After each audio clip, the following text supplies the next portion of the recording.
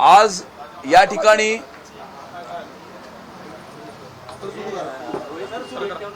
ठिकाणी श्री संतोष धुरी वरळी विधानसभा क्षेत्राचे महाराष्ट्र नवनिर्माण सेनेचे विभाग प्रमुख तसेच महाराष्ट्र नवनिर्माण कामगार सेनेचे महाराष्ट्राचे सरचिटणीस हे भारतीय जनता पक्षामध्ये प्रवेश करीत आहेत।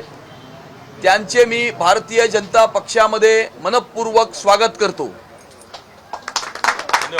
गेल्या 11 वर्षामध्ये पंतप्रधान नरेंद्र मोदीजींच्या नेतृत्वात सन्माननीय मुख्यमंत्री देवेंद्र फडणवीस साहेबांनी ज्या प्रकारचा विकास या मुंबई शहरामध्ये मुंबई नगरीमध्ये घडवून आणलेला आहे, क्रांतिकारक अशा प्रकारचे परिवर्तन या मुंबई शहरात घडवून आणलेले आहे। त्यामध्ये Atal Setu, metro, coastal road आणि ज्या विधानसभा क्षेत्राचे महाराष्ट्र नवनिर्माण सेनेचे संतोष धुरी प्रमुख होते त्या वरळीतल्या बीडीडी चाळीतल्या मराठी माणसाला 560 फुटाचं त्याच दक्षिण मुंबईमध्ये घर निर्माण करून देण्याचं काम सन्माननीय मुख्यमंत्री देवेंद्र फडणवीस साहेबांनी केलेलं आहे।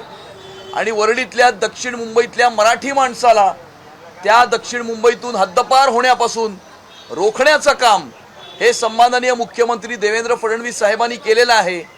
आणि ज्या मराठी माणसासाठी इतकी वर्ष संतोष धुरीजी लढत होते, ज्या हिंदुत्वासाठी संतोष धुरीजी लढत होते, ते कार्य भारतीय जनता पक्षाच्या माध्यमातून होत असताना भारतीय जनता पक्षाच्या कार्यावर प्रभावित होऊन आज त्यांनी या ठिकाणी भारतीय जनता पक्षामध्ये प्रवेश केलेला आहे। तसेच या ठिकाणी मुंबई शहरामध्ये हिंदुत्वाचा भगवा रंग हा टिकला पाहिजे, मुंबई शहराचा रंग हा बदलू दिला गेला नाही पाहिजे।